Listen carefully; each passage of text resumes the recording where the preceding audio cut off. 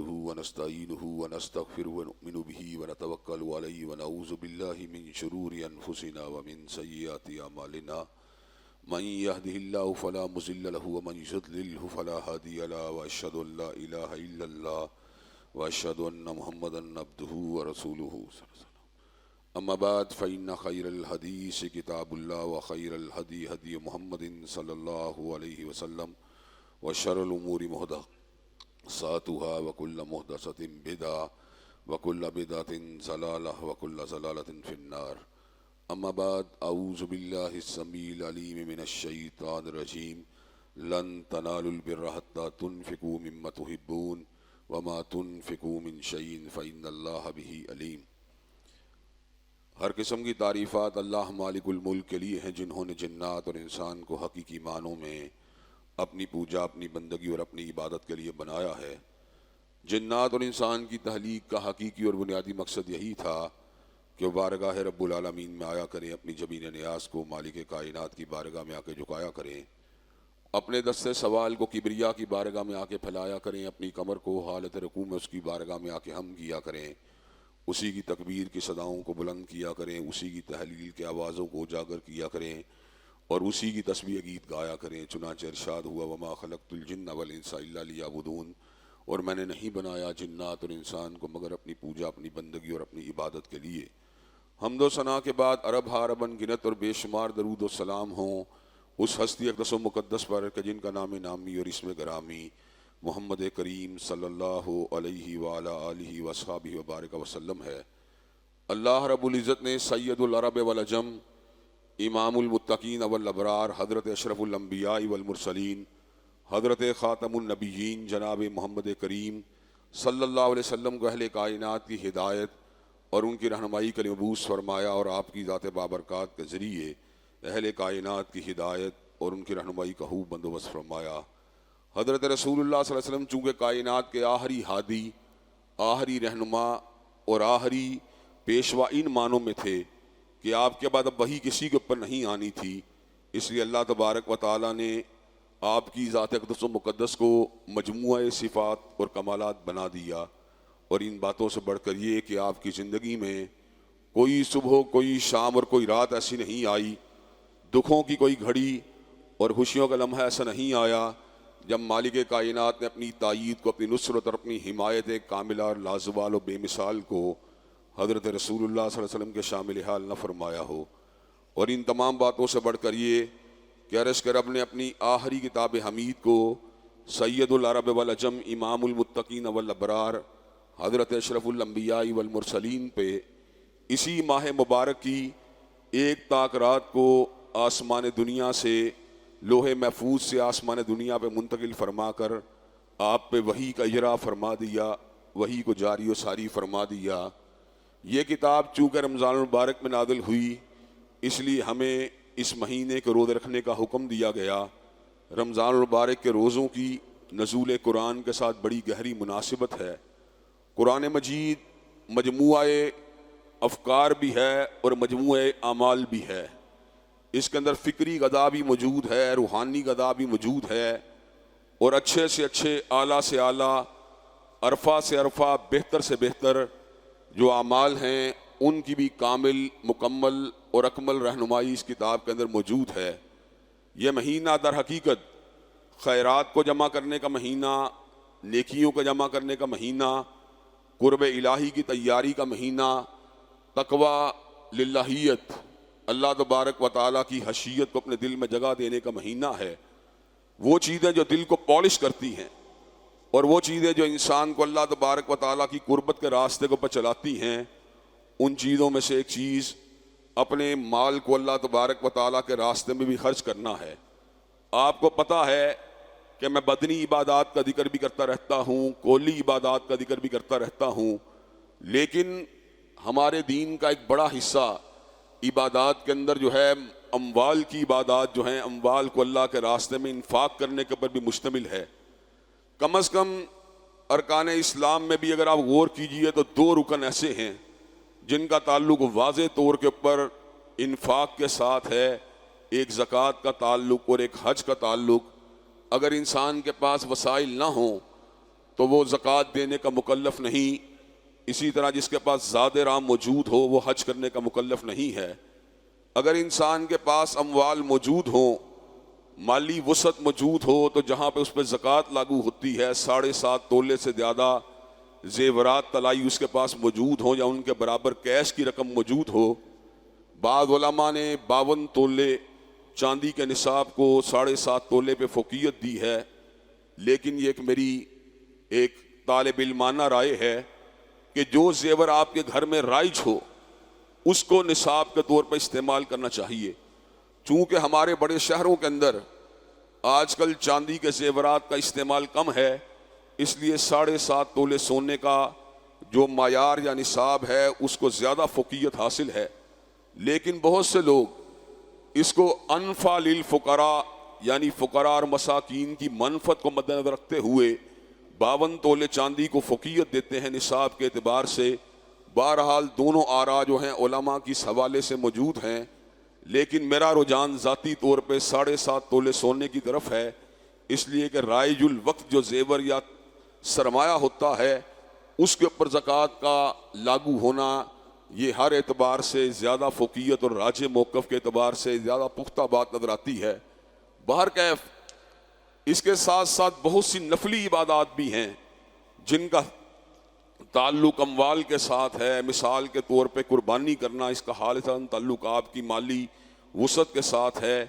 پھر اس کے بعد خیر کے بہت سے ایسے کام ہیں جن میں آپ اپنے مال کو خرچ کر سکتے ہیں، مدارس کو بنا سکتے ہیں، دار الیتامہ کو قائم کر سکتے ہیں، دار المساکین کو قائم کر سکتے ہیں، دار الامان کو قائم کر سکتے ہیں، لائبریریوں کو قائم کر سکتے ہیں، غریبوں، یتیموں، بیواؤں، محتاجوں کے کام آ سکتے ہیں. گویا کہ جتنی آپ کے پاس مالی وسعت موجود ہو اس مالی وسعت کے اعتبار سے آپ اس مال کو خیر کے راستے کے اوپر بآسانی خرچ کرنے کی پوزیشن میں آ سکتے ہیں. حضرات گرامی قدر، اس سلسلے کے اندر پہلی بات جس کو مد نظر رکھنا ضروری ہے کہ مال جو ہے یہ بڑی عجیب چیز ہے. انہ لحب الخیر لشدید، یہ انسان کے دل میں اس کی محبت قدرتی طور پہ بڑی ہی زیادہ ہے، اور اس سے بے نیاز ہونا ہر بندے کے بس کی بات نہیں. جو لوگ اس سے کسی حد تک مستغنی ہیں یا بے نیاز ہیں، در حقیقت وہ بھی کلی طور پر اس کی اہمیت کا انکار نہیں کر سکتے. بہت سے لوگ خاندانوں میں ایسے ہوتے ہیں جن کو ہم نے خود بھی دیکھا، اور میں سمجھتا ہوں کہ اپنی زندگی کے اندر مجھے بھی اس کے حوالے سے رغبت جو ہے مال کی اس درجے پہ نہیں رہی جتنی گرد و پیش کے اندر بعض دوست احباب کے یہاں پہ دیکھنے میں آئی. لیکن اس کے باوجود بھی جب انسان ضروریات زندگی سے اس کا سابقہ پڑتا ہے، اپنے بیوی بچوں کی ضروریات سے، ان کے کھانے پینے سے، ان کے لباس سے، ان کی تعلیم سے، تو بندہ کتنا بھی مستغنی کیوں نہ ہو پھر بھی اس کی اہمیت کو تسلیم کرنے کے اوپر مجبور ہو جاتا ہے. اسی وجہ سے پھر اس کو کمانے کے لیے، اس کو حصول کے لیے تگ و دو بھی کرنا پڑتی ہے، اور انسان چاہے نہ چاہے کسی حد تک معاشی سرگرمیوں میں ملوث ہونا اس کے لیے ضروری ہو جاتا ہے. حضرات گرامی قدر، اس کی محبت تو انتہائی انسان کے دل میں شدید ہے، لیکن اس کے ساتھ ساتھ یہ بات بھی سمجھنے کے لائق ہے کہ اس کی جو تقسیم ہے یہ انسان کے بس کی بات نہیں ہے. ہم نے بڑے بڑے لائق، بڑے بڑے قابل لوگوں کو غریب دیکھا، اور بڑے بڑے ایسے لوگ جن کا فہم و فراست ادنا درجے کی تھی یا اوس درجے کی تھی ان کو بڑا بڑا غنی بھی دیکھا. اس کا مطلب یہ ہے مال کی تقسیم در حقیقت پروردگار عالم کے ہاتھ میں ہے. اس کا تعلق نہ آپ کی ذہانت کے ساتھ ہے، نہ فطانت کے ساتھ ہے. اس کا تعلق نہ آپ کی جدوجہد اور محنت کے ساتھ ہے. جدوجہد کرنا اور اسباب کی دنیا میں مال کو تلاش کرنا یہ تو ہر شخص اس کا مکلف ہے، لیکن اس کے بعد اس بات کا دعویٰ کرنا یا اس بات کو سمجھ لینا کہ جو کچھ میں کما رہا ہوں میرے زور بادو سے آیا ہے، یہ بڑا ہی غلط تصور ہے، اور یہ اتنا باطل تصور ہے کہ انسان کی تباہی کے لیے اکیلا یہی تصور کافی ہے. حضرات گرامی قدر، میں نے بہت سے ایسے کام دیکھے جن کے اندر ایک ہی جگہ پر 15-20 دکانیں بنی ہوتی ہیں، لیکن ایک دکان چل رہی ہوتی ہے، باقی دکانیں خالی ہوتی ہیں. کئی مرتبہ یہ بھی دیکھا کھانے کے ایک کام کے اندر ایک مارکیٹ ہے، اس مارکیٹ کے اندر 10 لوگ اچھا کھانا بناتے ہیں، لیکن ایک بندے کی دکان پہ رش لگا رہتا ہے اور ایک بندہ گاہکوں کو ترس رہا ہوتا ہے. آپ قرطبہ چوک میں اگر چلے جائیں تو مچھلی کی مشہور دکان بشیر دار الماہی کے اوپر آپ کو لمبی لائنیں نظر آئیں گی، اور سامنے آمنے جتنی مچھلی کی دکانیں ہیں وہ آپ کو خالی نظر آئیں گی. اس کا مطلب یہ ہے کہ در حقیقت وہ لوگ بھی تو اپنے گھر سے مال کو کمانے کے لیے نکلتے ہیں، وہ لوگ بھی تو اپنے روزگار کو کمانے کے لیے نکلتے ہیں، لیکن وہ کیا چیز ہے جو ایک دکان پہ گاہکوں کو دھکیل رہی ہے اور باقی دکانوں کے اوپر گاہکوں کی اتنی فراوانی نہیں ہے؟ اللہ تبارک و تعالیٰ کی تقسیم ہے، اور حضرات گرامی قدر یہ تقسیم در حقیقت اس کے پیچھے کئی طرح کی حکمتیں موجود ہیں۔ کئی مرتبہ اللہ تبارک و تعالیٰ اپنے نیکوکار بندوں کو غنی فرما دیتا ہے، اور کئی مرتبہ اللہ تبارک و تعالیٰ اپنے نیکوکار بندوں کو جو ہے محتاج بھی کر دیتا ہے۔ یہ اللہ تبارک و تعالیٰ حکیم و دانا ہے، اللہ کو پتہ ہوتا ہے میں نے کس کو مال دینا ہے، کس سے مال کو روکنا ہے۔ اگر آپ صحابہ کرام، اکابر صحابہ کرام پہ غور کریں تو کئی اکابر صحابہ 2 وقت کے کھانے کو بھی جو تھے اس کے لیے جدوجہد و تگودو کر رہے ہوتے تھے۔ سیدنا علی المرتضیٰ کی ولایت، آپ کی نیکی، آپ کا تقوی، آپ کی للہیت، یہ کسی سے ڈکی چھپی نہیں، لیکن مالی کشادگی آپ کو حاصل نہیں رہی۔ اس کے مد مقابل حضرت عثمان غنی رضی اللہ تعالیٰ عنہ کو اللہ تعالیٰ نے بے تحاشا مال عطا کیا تھا۔ حضرات گرامی کا جو تقسیم ہے در حقیقت یہ مالک کائنات کی تقسیم ہے۔ اس تقسیم کے اوپر اللہ تبارک و تعالیٰ کو کویشچن کرنا یہ ہمارے لیے ممکن نہیں ہے۔ یہ معاشی تفاوت ہیں یا جو پیشوں کا ایک ذوق ہے، در حقیقت اس کے پس منظر کے اندر کئی حکمتیں ہیں۔ اگر ایک ہی معاشرے کے اندر ہر بندے کی ایک ہی جیسی پیشہ ورانہ سرگرمیاں ہوں تو معاشرے کی طبی ضروریات کبھی پوری نہیں ہو سکتی۔ معاشرے کی جملہ ضروریات کو پورا کرنے کے لیے اللہ تبارک و تعالیٰ کی طرف سے ایک فیصلہ تھا کہ ہر بندے کو اللہ نے مختلف ٹیسٹ دیا، مختلف ذوق دیا، مختلف مہارت دی، مختلف چوائس دی۔ کئی بندے کہتے ہیں ہم نے ڈاکٹر بننا ہے، کئی کہتے ہیں انجینئر بننا ہے۔ میرے گھر کے لوگوں کی بڑی خواہش تھی بہن بھائیوں کی میں ڈاکٹر بنوں، لیکن میں انجینئر بن گیا، اس لیے کہ مجھے بیولوجی کے اندر جو اس میں ڈرائنگز کرنا پڑتی تھی ان میں بڑی دقت کا سامنا کرنا پڑتا تھا، لیکن میتھمیٹکس کے اندر میرا ایپٹیچیوڈ بہت بہتر تھا۔ حضرات گرامی قدر، میں یہ بات دیکھتا ہوں اگر انجینئر نہ ہوں تو عمارتوں کی ضروریات، انجنوں کی ضروریات، مصنوعات کی ضروریات پوری نہیں ہوں گی۔ اگر ڈاکٹر نہ ہوں تو علاج اور معالجے کی ضروریات پوری نہیں ہوں گی۔ اگر کیمسٹ نہ ہوں تو دوائیاں نہیں بنیں گی۔ اگر ٹیلر نہ ہو تو کپڑے نہیں بنیں گے۔ اگر کسان نہ ہوں تو فصلوں کی کاشتکاری نہیں ہوگی۔ حضرات گرامی قدر، اگر اناج کی منڈیاں نہ ہوں تو ہمیں رزق کے حصول کے اندر یا ان کی ٹریڈ کرنے کے بڑی دقت کا سامنا کرنا پڑے گا۔ اگر اس کے مقابلے موچی نہ ہوں یا جوتی بنانے کے کارخانے یا فیکٹریاں نہ ہوں تو حضرات گرامی قدر پاؤں کی زینت اور اس کی زیبائش کے لیے ہمیں مال میسر نہیں آئے گا، ہمیں لباس میسر نہیں آئے گا۔ یہ جو تنوع ہے پیشوں کا یا معیشت کے درمیان جو تفاوت ہے، حضرات گرامی قدر اس معیشت کے تفاوت کے اندر اللہ کی بڑی حکمتیں ہیں۔ اس سے جملہ ضروریات معاشرے کی پوری ہوتی ہیں۔ اور حضرات گرامی قدر اس کے پس منظر میں ایک اور بات کو بھی یاد رکھنا چاہیے، کئی مرتبہ اللہ تبارک و تعالیٰ اپنے بڑے بڑے نیک بندوں کو نیکی کے صلے میں مال دیتا ہے، اور کئی مرتبہ نافرمان بندوں کو آزمانے کے لیے مال دے دیتا ہے۔ حضرات گرامی قدر کئی مرتبہ اللہ تبارک و تعالیٰ کا نیکوکار بندہ جو ہے وہ سوچ رہا ہوتا ہے اللہ تبارک و تعالیٰ میرے مال میں کشادگی کو پیدا کر دے۔ اللہ تبارک و تعالیٰ کو پتہ ہوتا ہے میرے بندے کے ظرف کے اندر اتنی قوت موجود نہیں، اس میں صبر کی وہ صلاحیت موجود نہیں کہ اگر مال اس کو میسر آ گیا تو یہ خیر کے کام میں آگے بڑھے۔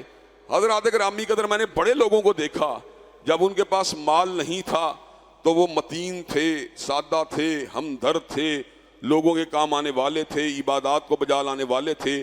جب مال آیا تو ان کے ایٹیچیوڈ بدل گئے، لباس کا انداز بدل گیا، اتوار کا انداز بدل گیا، لوگوں کے ساتھ اکھڑ ہو گئے، لوگوں کے ہاں روڈ ہو گئے، لوگوں کے ساتھ انہوں نے ایک عجیب و غریب قسم کا ایٹیچیوڈ اپنا لیا، اپنے قریبی رشتہ داروں کو بھی نظر انداز کرنا شروع ہو گئے۔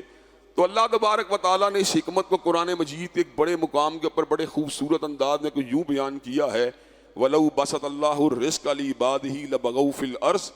اللہ تبارک و تعالیٰ کئی بندوں کے رزق میں اگر کشادگی پیدا کر دے تو وہ زمین کے اوپر بغاوت کرنا شروع کر دیں، وَلَٰكِن يُنَزِّلُ بِقَدَرٍ مَّا يَشَاءُ۔ چنانچہ اللہ تبارک و تعالیٰ ہر بندے کو اس کی حیثیت یا اوقات کے مطابق دیتے ہیں۔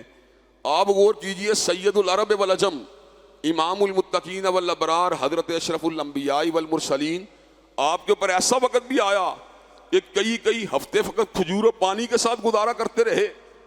حضرات گرامی قدر اللہ کے سب سے چنیدہ تھے۔ اگر رزق جو تھا وہ فضیلت کی بنیاد ہوتا یا رزق جو تھا رضا الہی کی علامت ہوتا تو یہ کیوں کر ممکن ہے کہ سید العرب والعجم کے گھر چولہا بھی نہ جلتا اور اس کے مد مقابل ایسے انبیاء بھی گزرے جن میں حضرت داؤد علیہ السلام اور حضرت سلیمان علیہ السلام سر فہرست ہیں کہ اللہ تبارک و تعالیٰ نے بڑی بڑی حکومتیں دے دی، بڑے بڑے مال دے دیے، بڑے بڑے انعامات و اکرامات کی بارش کر دی۔ حضرات گرامی کے ذریعے معیشت کا تفاوت ہے، یہ اللہ کی طرف سے ہے۔ اس معاشی تفاوت کو اللہ کا فیصلہ سمجھ کے قبول بھی کرنا چاہیے اور اس کے حلال کی تگ و دو کو بھی جاری و ساری رکھنا چاہیے، اور اللہ تبارک و تعالیٰ کی بارگاہ میں آ کر اس کے حلال کی طلب بھی کرتے رہنا چاہیے، اور یہ بات بھی کہتے رہنا چاہیے ربنا آتنا فی الدنیا حسنۃ وفی الآخرۃ حسنۃ وقنا عذاب النار۔ حضرات گرامی قدر، یہ جو مال ہے اس کی محبت جب انسان کے دل میں پوست ہوتی ہے تو ہر انسان اس کی حیثیت کے مطابق پھر اس کو پوزیس کرنے کی، اس کو ہولڈ کرنے کی کوشش کرتا ہے، اس لیے کہ جس چیز کی محبت میرے دل میں ہوگی میری کوشش ہوگی وہ چیز میرے پاس رہے، اور میں جناب اس کو حد سے زیادہ جس حد تک ممکن ہو اپنے پاس رکھوں، اور اس پاس رکھنے کے درمیان جو میری ایک دلی کیفیت ہوگی، جب حکم الہی کی تنفیذ ہوگی کہ اس کے اوپر خرچ کرو، حکم الہی کا نزول ہوگا اس کو خرچ کرو، تو میری وہ محبت جو ہے وہ میرے لیے ایک ابتلا یا آزمائش بھی بن جائے گی، وہ مجھے روکے گی اس مال کو خرچ کرنے سے، لیکن اللہ کا حکم مجھے آمادہ و تیار کرے گا کہ میں نے حکم الہی کو دیکھنا ہے، میں نے اپنی محبت کو نہیں دیکھنا، بلکہ میں نے مال کو اللہ تبارک و تعالیٰ کے راہ میں خرچ کر دینا ہے۔ چنانچہ اللہ تبارک و تعالیٰ نے خود اعلان فرما دیا لن تنالوا البر حتی تنفقوا مما تحبون، کہ تم اس وقت تک نیکی کو نہیں پہنچ سکتے جب تک اس چیز کو اللہ کے راستے میں خرچ نہیں کرتے جس سے تمہیں پیار ہے۔ وما تنفقوا من شیء فإن اللہ بہ علیم، اور جو چیز بھی تم اللہ تبارک و تعالیٰ کے راستے میں خرچ کر رہے ہوتے ہو اللہ کو اچھی طرح پتا ہوتا ہے کہ تم کس چیز کو اللہ کے راستے میں خرچ کر رہے ہو۔ حضرات گرامی قدر، اب دو طبقے بن جاتے ہیں، ایک طبقہ وہ ہے جو مال کی محبت میں گم ہو کر اس کو روکتا ہے، اور ایک اللہ کی محبت میں گم ہو کر اس مال کو اللہ کے راستے میں خرچ کرتا ہے۔ پہلا طبقہ جو مال کو روک رہا ہوتا ہے، حضرات گرامی قدر ان کو اس بات کا پتہ نہیں ہوتا، مال کو روکنے کی وجہ سے اللہ تبارک و تعالیٰ ان کے مال کو تلف کرنے کا اعلان فرما رہے ہوتے ہیں۔ حضرات گرامی قدر، جس مال کو اللہ کے راستے میں خرچہ نہیں جاتا وہ تلف ہو کے رہتا ہے، وہ ضائع ہو کے رہتا ہے۔ حدیث پاک جو صحیح بخاری کی حدیث ہے اس نے ہمارے وجدان کو روشن کیا، قلوب کو روشن کیا، اذہان کو روشن کیا، افکار کو روشن کیا۔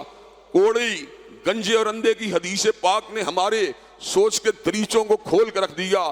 وہ کوڑی، وہ گنجا اور وہ اندھا جو اپنی ان بیماریوں سے تنگ تھے اور مفلوق الحال تھے اور یار بھی تھے آپس میں، اللہ نے ان کو آزمانے کا ارادہ فرما لیا۔ کوڑی کے پاس فرشتہ آیا، کہا کیا چاہتے ہو؟ کہا یہ وجود کے اوپر جو کوڑ ہے اگر دور ہو جائے تو اور کیا چاہیے؟ ہاتھ کو پھیرا گیا، کوڑ دور ہو گیا۔ کہا مال کون سا چاہیے؟ کہا اونٹ مل جائے۔ اونٹ، ایک حاملہ اونٹنی اس کو دی گئی، وقت گزرنے کے ساتھ ساتھ اونٹنی بچے دیتی گئی، اور ایک بہت بڑی وادی جو تھی وہ اونٹ کے بچوں اور بچیوں کے ساتھ اور اونٹنیوں کے ساتھ بھر گئی۔ وہی بندہ گنجے کے پاس آیا فرشتہ، اور اس سے کہا کس چیز کی ضرورت ہے؟ کہا جو سر کے اوپر بال نہیں ہیں اس کی وجہ سے تضحیق کا پہلو میرے بارے میں پایا جاتا ہے۔ سر پہ ہاتھ پھیرا، خوشنما بال اگائے۔ کہا مال میں کس چیز کی ضرورت ہے؟ کہا مال کے اندر اگر گائے مل جائے تو کیا چاہیے؟ حضرات گرامی کے اندر گائے اس کو ایک حاملہ دی گئی، گائے نے بچے دیے۔ بڑھتے بڑھتے کچھ برس کے بعد ہر طرف وادی میں گائیں ہی گائیں نظر آنا شروع ہو گئیں۔ اندھے کے پاس آیا، اندھے کی ابتلا بڑی ہی خطرناک تھی، یہ بینائی یہ اللہ کی بہت بڑی عطا ہے۔ کہا کیا چاہیے؟ کہا اندھا ہوں، اگر آنکھیں مل جائیں تو اور کیا چاہیے؟ ہاتھ پھیرا گیا، بینائی واپس آ گئی۔ کہا مال میں کیا چیز پسند ہے؟ کہا بکری پسند ہے، حاملہ بکری دی گئی، بکری نے بھی بچے دیے۔ برس گزرنے کے بعد وادیاں بڑھ گئیں۔ اللہ تبارک و تعالیٰ ان کی صحت کو بھی دیکھتے رہے اور خوشحالی کو بھی دیکھتے رہے۔ اب اللہ تبارک و تعالیٰ نے آزمانے کا ارادہ کیا، فرشتہ دوبارہ بھیجا گیا، سائل کے روپ میں بھیجا گیا، کوڑی کے پاس آیا، اپنی مفلسی کی شکایت کی، اپنی محتاجی کی شکایت کی۔ کوڑی نے اعراض کیا، کہا مال کم ہے، مانگنے والے زیادہ ہیں۔ کہا اللہ نے تجھ کو دیا، اس وقت کو یاد کر، سنا ہے تو کوڑی ہوا کرتا تھا، تو مفلس و کلاش ہوا کرتا تھا۔ کہا یہ مال میرے آباء و اجداد کے دور سے میرے پاس موجود ہے۔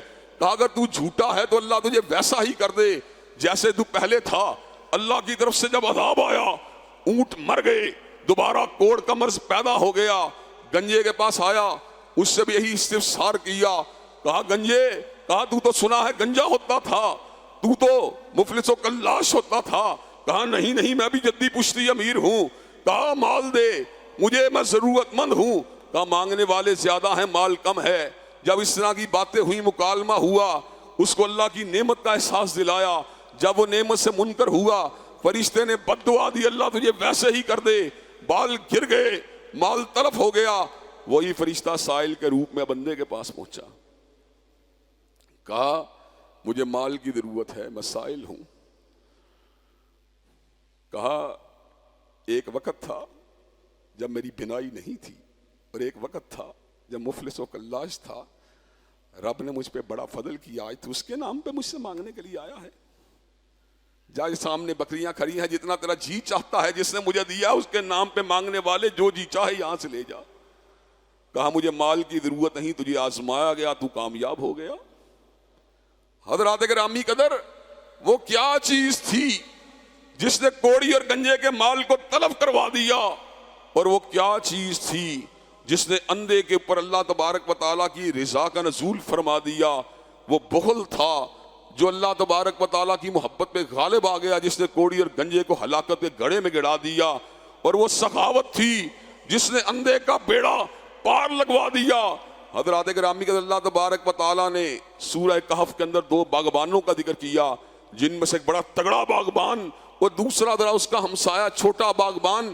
لیکن اللہ کی عطا ہے، ہدایت چھوٹے کے پاس تھی، بڑا تحریت کے راستے پہ تھا.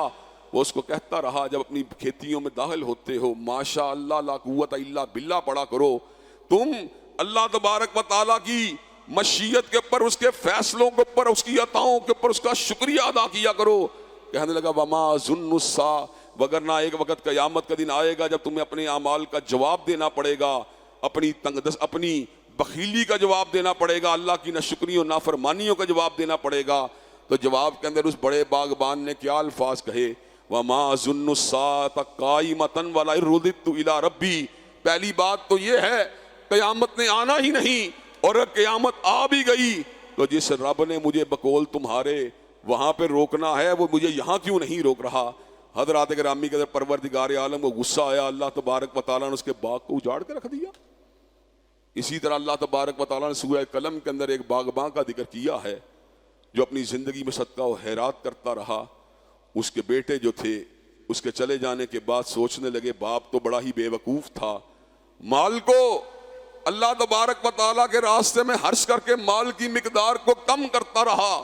اب ہمارا وقت ہے، اب مال کی بڑھوتری کا دور ہے، مال کو بڑھانے کا دور ہے. تب وہ وقت جب آئے گا اللہ کے اور فقیروں کے حق کو ہم خود اپنے پاس جمع کریں گے، اور صبح سویرے کاشتکاری کے وقت جائیں گے، ساری فصلوں کو کاٹ کے لائیں گے، منہ اندھیرے پہنچیں گے، صبح کے دھندلکوں کے اندر سے اپنی فصلوں کو کاٹ کے لے آئیں گے تاکہ کوئی مسکین و یتیم جو ہے مانگنے والا نہ آ جائے. حضرات گرامی کا حکم ربی تو یہ ہے وَآتُوا حَقَّهُ يَوْمَ حَصَادِهِ. جس دن فصلوں کی کٹائی کا وقت آتا ہے اس دن فصلوں کے اندر سے اللہ کے حق کو دے دیا کرو. اللہ تیرا حق کیا ہے؟ کہا مسکین کو کھلا دو یہی میرا حق ہے، یتیم کو کھلا دو یہی میرا حق ہے، میری مخلوق کی خدمت کر دو یہی میرا حق ہے. حضرات گرامی قدر صبح سویرے فصلوں کی کٹائی کے دن جب اپنے کھیتوں میں پہنچے رستہ ہی نہ ملے. کہنے لگے یار یہ کیا ہے، یہ تو لگتا ہے ہم مس لیڈ ہو گئے ہیں، یہ کیا ماجرا ہے، ہم تو اپنی ڈیسٹینیشن اور منزل سے دور ہو گئے ہیں. غور کیا کا راستہ بھی وہی ہے، جگہ بھی وہی ہے، لیکن اللہ نے کھیتوں کو راتوں رات اجاڑ کے رکھ دیا.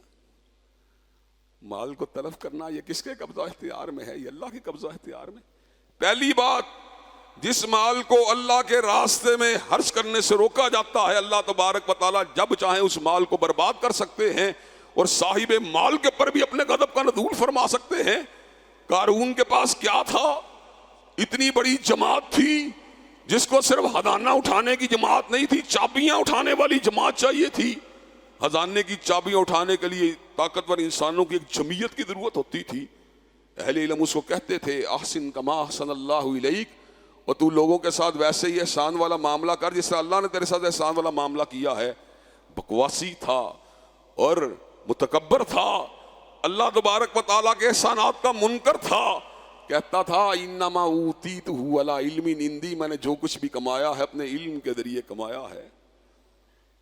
حضرات گرامی قدر ایک دن اپنی زینت کے ساتھ نکلا، اپنے ساز و سامان کے ساتھ نکلا، تو بستی کے لوگ کہنے لگے، جو دنیا دار تھے، جو مادہ پرست تھے، وہ کہنے لگے یا لیت لنا مثل ما اوتی قارون، اے کاش ہمارے پاس بھی وہ آ جائے جو قارون کے پاس ہے۔ اہل علم نے کہا تمہیں کیا پتا ہے، دنیا کا مال تو فانی ہے، اللہ کی طرف سے ملنے والے ثواب کا یہ مقابلہ نہیں کر سکتا۔ اللہ تبارک و تعالیٰ کو غضب آیا، اللہ نے کیا کیا، فخسفنا بہ وبدارہ الارض، اللہ نے اس کو اور اس کے خزانے کو، اس کے مال کو زمین کے اندر دنسا دیا۔ اور وہی لوگ جو اس بات کی تمنا کر رہے تھے اے کاش ہمارے پاس بھی وہ ہوتا جو قارون کے پاس ہے، وہ شکر ادا کرنے لگے، اللہ کا شکر ہے ہمارے پاس قارون والا مال موجود نہیں۔ پہلا نقطہ کہ اللہ مال کو تلف کر دیتے ہیں۔ دوسرا نقطہ، ایمان کی بجائے انسان کے دلوں کے اندر نفاق کو لکھ دیا جاتا ہے، ایمان کو کھرچ دیا جاتا ہے، اور منافقت کو اس کے دل پہ لکھ دیا جاتا ہے۔ جو مال کو اللہ کے راستے میں خرچ نہیں کرتا، اللہ نے اس بات کا ذکر قرآن مجید میں کچھ یوں کیا، منہم من عاہد اللہ لئن آتانا من فضلہ لنصدقن ولنکونن من الصالحین۔ کئی لوگ ایسے تھے جنہوں نے اللہ تبارک و تعالیٰ سے وعدہ کیا تھا، لئن آتانا من فضلہ لنصدقن ولنکونن من الصالحین، اگر اللہ تبارک و تعالیٰ مال دے گا ہم اس کے راستے میں صدقہ بھی کریں گے اور نیکوکاری کی زندگی کو بھی گزاریں گے۔ فلما آتاہم من فضلہ بخلوا بہ وتولوا وہم معرضون، جب اللہ نے ان کو مال دیا تو اپنے چہرے کا روح موڑ لیا اور اس کے بعد اس راستے سے ہٹ گئے جس کا انہوں نے اللہ سے کمٹمنٹ کی تھی۔ اللہ تبارک و تعالیٰ فرماتے ہیں فَعَاقَبَهُمْ نِفَاقًا فِي قُلُوبِهِمْ إِلَىٰ يَوْمِ يَلْقَوْنَهُ، اللہ نے ان کے دلوں کے اوپر منافقت کو لکھ دیا اس دن تک کے لیے جس دن اللہ کی ملاقات کا دن تھا۔ اللہ نے اس دن تک کے لیے ان کے دلوں کے اندر منافقت کو لکھ دیا۔ فَعَاقَبَهُمْ نِفَاقًا فِي قُلُوبِهِمْ إِلَىٰ يَوْمِ يَلْقَوْنَهُ بِمَا حَلَفُوا اللَّهَ مَا وَعَدُوهُ وَبِمَا كَانُوا يَكْذِبُونَ۔ ایسا کیوں ہوا؟ وہ اللہ سے جھوٹا وعدہ کرتے تھے، اللہ سے وعدہ خلافیاں کرتے تھے، جھوٹ بولتے تھے۔ اللہ نے تو اپنا وعدہ پورا کر لیا، لیکن جب انہوں نے وعدہ پورا نہیں کیا تو اللہ نے ایمان کو کھرچ کر ان کے دلوں میں منافقت کو لکھ دیا۔ حضرات گرامی قدر، دنیا کے اندر دو انجام، ایمان کی بجائے دل میں نفاق کا آ جانا اور مال کا تلف ہو جانا، اور تیسرا انجام یوم حساب کا انجام ہے، والذین یکنزون الذھب والفضہ ولا ينفقونها فی سبیل اللہ فبشرہم بعذاب علیم، جو سونے چاندی کو جمع کرتے ہیں اور راہ خدا میں خرچ نہیں کرتے، فبشرہم بعذاب علیم، ان کو عذاب علیم کی بشارت سنا دیجئے۔ یوم یحمى علیہ فی نار جہنم فتقوی بها جباہہم وجنوبہم وظہورہم ھذا ما کنزتم لانفسکم فذوقوا ما کنتم تکنزون۔ جب قیامت کا دن آئے گا ان کے سونے چاندیوں کو پگھلایا جائے گا، آگ کے اوپر پگھلانے کے بعد ان کی پشتوں کو داغا جائے گا، ان کی پیشانیوں کو داغا جائے گا، ان کے پہلوؤں کو داغا جائے گا، اور یہ بات کہی جائے گی ھذا ما کنزتم لانفسکم فذوقوا ما کنتم تکنزون، یہ اس چیز کے سبب ہے جو تم اکٹھا کیا کرتے تھے، چنانچہ اکٹھا کرنے کا مزہ چکھ لو۔ دنیا میں مال کا تلف ہو جانا، ایمان کا چھن جانا، اور آخرت میں جہنم کے دردناک عذاب۔ ویل لکل ہمزۃ لمزۃ الذی جمع مالا وعددا۔ اللہ تبارک و تعالیٰ فرماتے ہیں تباہی ہر اس بندے کے لیے جو تانا زنی کے اندر ملوث ہے، عیب جوئی کے اندر ملوث ہے۔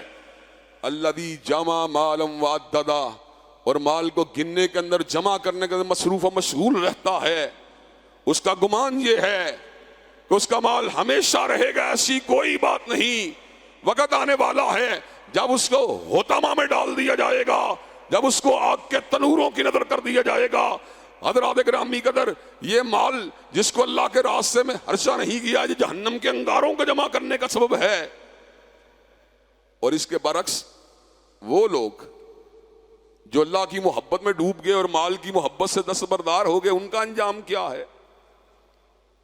پہلا فائدہ، الذین ينفقون اموالهم باللیل والنہار سرا وعلانیۃ فلہم اجرہم عند ربہم ولا خوف علیہم ولا هم یحزنون۔ وہ لوگ جو اللہ کے راستے میں اپنے مالوں کو صبح و شام خرچ کرتے ہیں، اندھیرے اجالوں میں خرچ کرتے ہیں، اجر پروردگار عالم کی طرف سے اللہ تبارک و تعالیٰ کی طرف سے اجر ان کا مسلم ہے، اور اجر کا ایک نتیجہ یہ ہے لا خوف علیہم ولا هم یحزنون، اللہ ان کی ڈپریشن بھی دور کر دے گا، انگزائٹی بھی دور کر دے گا۔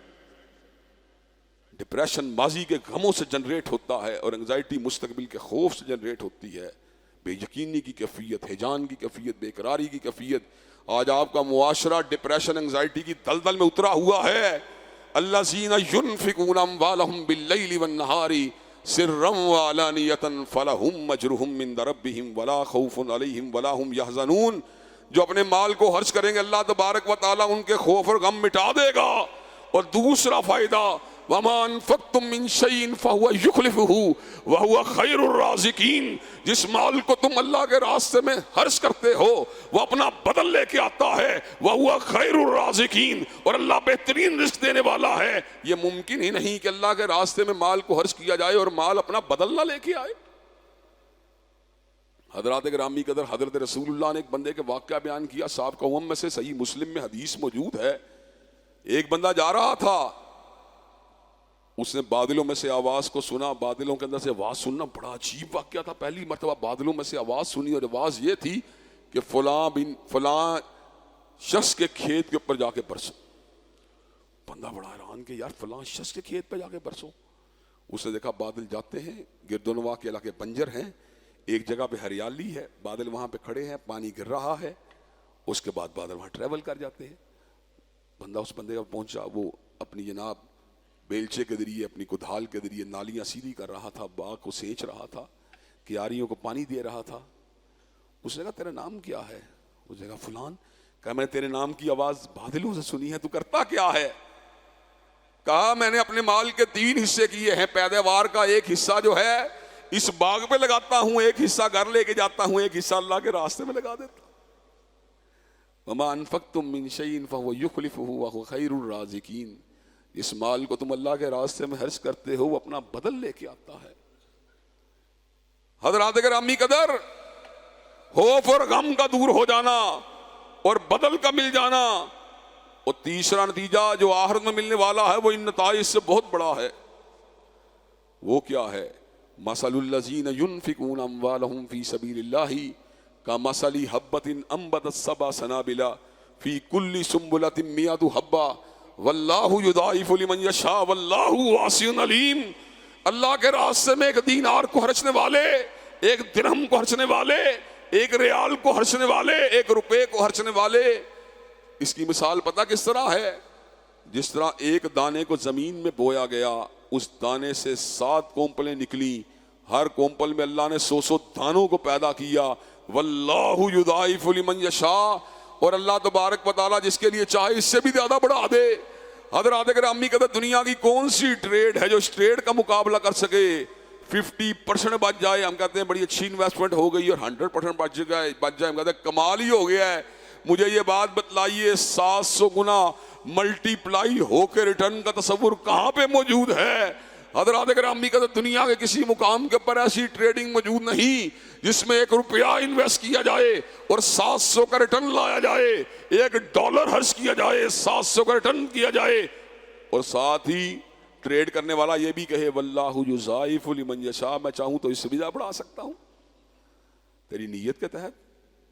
حضرات گرامی قدر، خوف بھی دور، غم بھی دور، مال بھی دنیا میں ملے گا ریٹرن، اور آخرت کے اندر اس کا جو ریوارڈ ہے وہ تو بے پایا ہے۔ اب ذرا اس کے پریکٹیکل پہلو کی طرف آئیے کہ سید العرب والعجم کا انداز کیا تھا، اور صحابہ کرام کا اطوار کیا تھا، طریقہ کار کیا تھا۔ حضرت رسول اللہ اجود تھے، اجود۔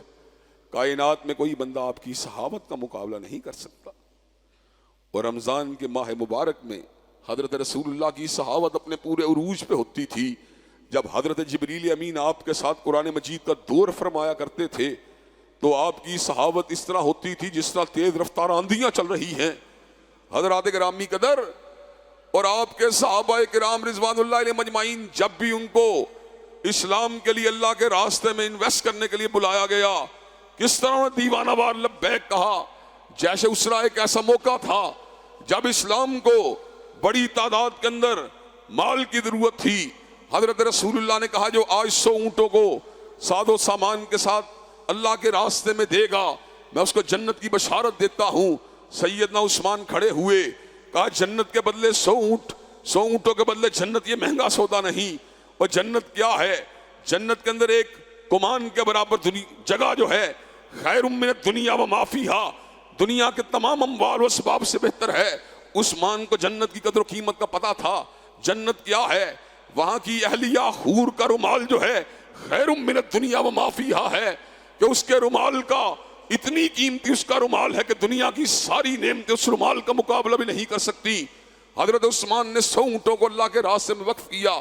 حضرت رسول اللہ نے پھر اعلان کیا وہ کون ہے جو 100 اونٹوں کے ساتھ جنت کی تجارت کرے؟ حضرت عثمان پھر کھڑے ہوئے، کہا میں 100 اونٹوں کو دیتا ہوں۔ حضرت رسول اللہ نے اعلان فرمایا وہ کون ہے جو 100 اونٹوں کے بدلے جنت کی ٹریڈنگ کرے؟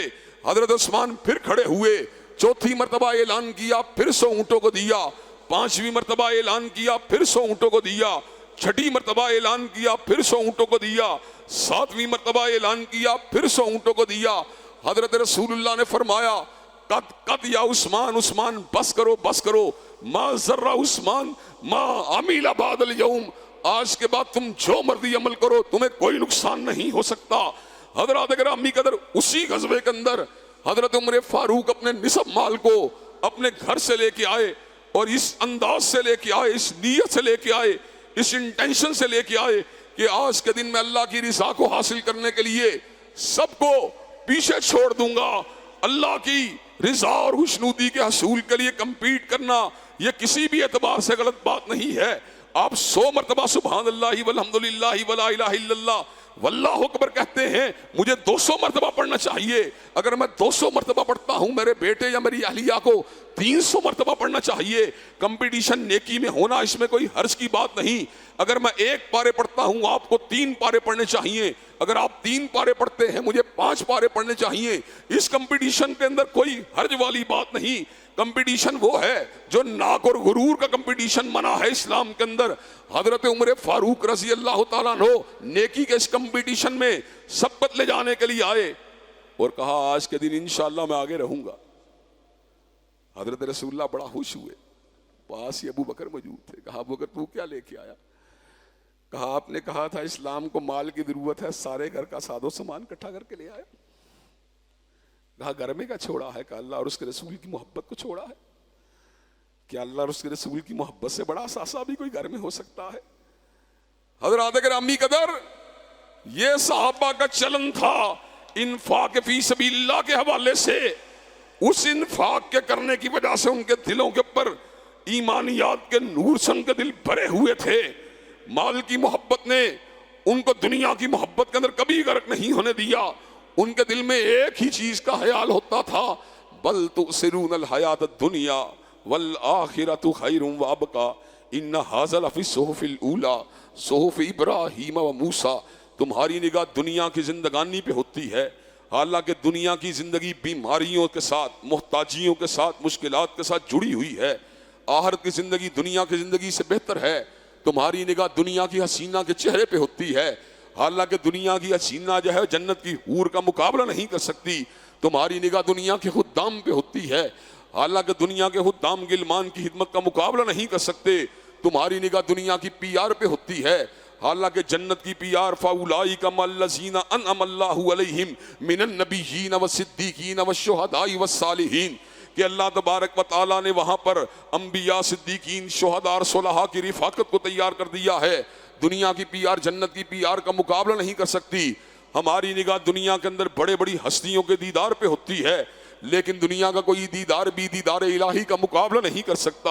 وجوہ یومئذ ناظرہ الی ربہا ناظرہ، چمکتے ہوئے چہرے اس دن اللہ کا دیدار کر رہے ہوں گے، اور دیدار کی نعمت سے فیض یاب ہونے کے بعد جنتی سمجھ جائیں گے کہ جنت کی ساری نعمتیں ایک طرف رکھ دی جائیں، دیدار الہی کا مقابلہ کوئی نعمت بھی نہیں کر سکتی۔ وفی ذالک فلیتنافس المتنافسون، اور اسی کے لیے انسان کی تگودو ہونی چاہیے، اسی ہدف کے حصول کی کوشش ہونی چاہیے۔ چنانچہ ہم سب کو رمضان المبارک کے مہینے میں اس بات کا عزم کرنا چاہیے کہ انشاءاللہ ہم اپنے مال کو اللہ کے راستے میں ضرور خرچ کریں گے، اور غریبوں کو، یتامہ کو، مساکین کو، مفلوق الحال لوگوں کو دینی اداروں کو، اور جہاں جہاں پر انسانیت کے فلاح و بہبود کا کام جاری و ساری ہے وہاں پہ ضرور کنٹریبیوٹ کریں گے۔ اللہ تبارک و تعالی ہم سب کو بڑھ چڑھ کے انفاق فی سبیل اللہ کے عمل کو کرنے کی توفیق دے۔ وآخر دعوانا الحمدللہ رب العالمین۔ الحمدللہ نحمدہ ونستعینہ ونستغفرہ ونؤمن بہ ونتوکل علیہ ونعوذ باللہ من شرور انفسنا ومن سیئات اعمالنا، من يهده الله فلا مضل له ومن يضلل فلا هادي له، واشهد ان لا اله الا الله واشهد ان محمدا عبده ورسوله صلى الله عليه وسلم۔ اما بعد فان خير الحديث كتاب الله وخير الهدي هدي محمد صلى الله عليه وسلم، وشر الامور محدثاتها وكل محدثة بدعة وكل بدعة ضلالة وكل ضلالة في النار۔ حضرات گرامی قدر، مال وہ ہے جو آپ نے خرچ کر لیا، مال وہ ہے جو آپ نے پہن لیا، مال وہ ہے جو کھا لیا، باقی تو ورثاء کا ہے۔ ورثاء کیسے خرچ کرتے ہیں یہ ان کی اپنی ثوابدید ہے۔ اس مال کو آخرت کی ٹریڈنگ کا ذریعہ بنانا چاہیے، اس مال کے ذریعے اپنی آخرت کو خریدنا چاہیے۔ انفاق فی سبیل اللہ کی مدوں میں سے ایک اہم ترین مد دینی اداروں کے ساتھ تعاون ہے۔ یا کیتھیڈرل میں چلے جائیں، سینٹ اینتھنی میں چلے جائیں، کوئن میری میں چلے جائیں، بڑے بڑی گاڑیوں کے اوپر بچوں کو چھوڑنے والے مسلمان پیرنٹس آتے ہیں، اور مدارس کے اندر یتیموں کو، مساکین کو، محتاجوں کو اور بیمار بچوں کو چھوڑنے کے لیے غریب الدیار اور مفلوق الحال لوگ آتے ہیں۔ لیکن اس کے باوجود کمپٹیشن جاری ہے، اس کے باوجود مقابلہ جاری ہے، اور مقابلے کے اندر اللہ کے فضل و کرم سے اسلام کی فتح کا عالم یہ ہے کہ یورپ کے اندر تک اسلام جائی جا رہا ہے۔ ان کی معاشرتی جو نیٹ ورک ہیں انتہائی مضبوط ہیں، ہمارے ان کے مقابلے میں نہ ہونے کے برابر ہیں، پھر بھی کمپٹیشن جاری ہے۔ حضرات گرامی کے مدارس کو اگر آپ سپورٹ کریں گے تو کہیں سے سید نصیر پیدا ہوگا، کہیں سے عبد المنان وزیر آبادی پیدا ہوگا، کہیں سے ان مدارس کے لیے حافظ محمد گوندلوی پیدا ہوگا، کہیں سے ساندلائی ظہیر پیدا ہوگا۔ حضرات گرامی اگر یہ مدارس نہیں ہوں گے تو مجھے یہ بات بتلائیے، عورت مارچ کی مخالفت کون کرے گا؟ اگر یہ مدارس نہیں ہوں گے تو حق بات کون کرے گا؟ اگر یہ مدارس نہیں ہوں گے پردے داری کی بات کون کرے گا؟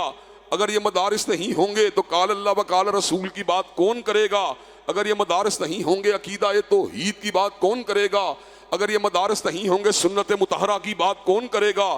اگر یہ مدارس نہیں ہوں گے تو اس ملک کے اندر اسلامی نظام اور اسلامی نظام کی عملداری کی بات کون کرے گا؟ اگر یہ مدارس نہیں ہوں گے امر بالمعروف کا جھنڈا کہاں سے بلند ہوگا؟ اگر یہ مدارس نہیں ہوں گے نہی عن المنکر کی بات کہاں سے ہوگی؟ اللہ تبارک و تعالیٰ کے فضل و کرم سے یہ مرکز قرآن و سننا بھی دینی اہداف کے حصول کے لیے ہر وقت سرگرم عمل ہے۔ جو ایشو بھی ایسا ہوتا ہے جہاں پہ دین کی مخالفت ہوتی ہے، آپ کا یہ گناہ گار بھائی اور بیٹا اللہ کے فضل و صف اول کے اندر موجود ہوتا ہے۔ اس مدرسے کو توانا کرنے کے لیے، اس انسٹیٹیوشن کو مضبوط کرنے کے لیے بھی آپ کی توانائیوں کی ضرورت ہے۔ اللہ کے فضل و کرم سے اس انسٹیٹیوٹ کے اندر ہزاروں کی تعداد میں متمول لوگ جو ہیں وہ اس کے اندر جمعہ کی نماز کو ادا کرنے کے لیے آتے ہیں، تراویح کو ادا کرنے کے لیے آتے ہیں۔ پورا سال آپ کو پتا ہم نے کبھی اس مدرسے کے لیے یا اس انسٹیٹیوشن کے لیے اپیل نہیں کی، لیکن اس انسٹیٹیوشن کو مضبوط کرنے کے لیے اس مرکز میں سے 100 نوجوانوں کا پیدا ہونا، 100 متمول ساتھیوں کا پیدا ہونا چندہ مشکل نہیں، جن میں سے ہر ایک بندہ جو ہے سالانہ 1 لاکھ کنٹریبیوٹ کرے، کچھ بھی مشکل نہیں۔ آپ کو خود اپنی ذمہ داری کا احساس کرنا چاہیے اور اس انسٹیٹیوشن کو مضبوط کرنا چاہیے۔ پورے ملک میں ریپ کا کیس ہو، اللہ کے فضل و کرم ہم لڑتے ہیں، مرڈر کا کیس ہو ہم لڑتے ہیں، کسی مسجد پہ قبضہ ہو اس کو واگزار کرانے کی جدوجہد ہم کرتے ہیں، علماء کو محبوس کیا جائے ان کو چھڑانے کی بات ہم کرتے ہیں، قال اللہ و قال رسول کی امرداری کا نعرہ ہم لگاتے ہیں۔ ہماری نگاہ نہ کسی وزیر کے چہرے پہ ہوتی ہے، نہ وزیر اعلیٰ کے چہرے پہ ہوتی ہے، نہ گورنر کے چہرے پہ ہوتی ہے، نہ وزیر اعظم کے چہرے پہ ہوتی ہے، نہ صدر کے چہرے پہ ہوتی ہے، نہ کسی کرنل بریگیڈیئر اور جنرل کی وردی پہ ہوتی ہے۔ نظر ہماری ہوتی ہے تو یا رب کے قرآن پہ ہوتی ہے یا کالی کملی والے کے فرمان پہ ہوتی ہے۔ حضرات گرامی کا چنانچہ آپ مجھے یہ بات بتلائیے، فقط اتنا وہ آپ کی اپنی مرضی ہے، آپ کی ڈسکریشن ہے، آپ نے جو بھی کرنا ہے، لیکن کم از کم تجدید عزم کے لیے اس بات کا احساس دلائیے کہ انشاءاللہ مرکز قرآن و سنت کا تعاون کرنے کے لیے تیار ہیں انشاءاللہ۔ اللہ تبارک و تعالی ہم سب کو اس مرکز کی مضبوطی کے لیے اپنا کردار ادا کرنے کی توفیق دے۔ آج بھائی سلمان سلیم صاحب آئے ہیں جو ہمارے امام تراویح میں سے ایک ہیں، انشاءاللہ وہ آج جمعے کی نماز پڑھائیں گے۔ رات کے وقت بھی آپ اپنی فیملیز کو لے کے آئیں، اپنے جو ہیں دوست احباب کو لے کے آئیں، اور مرکز کی عبادت کاری کے اندر جو ہے ایک ہیومن لیول کے اوپر بھی، فزیکل لیول پہ بھی اپنے کردار کو ادا کریں۔ ان اللہ یامر بالعدل والاحسان وایتاء ذی القربی وینہی عن الفحشاء والمنکر والبغی سبحان ربک رب العزۃ عما یصفون والسلام علی المرسلین والحمد للہ رب العالمین۔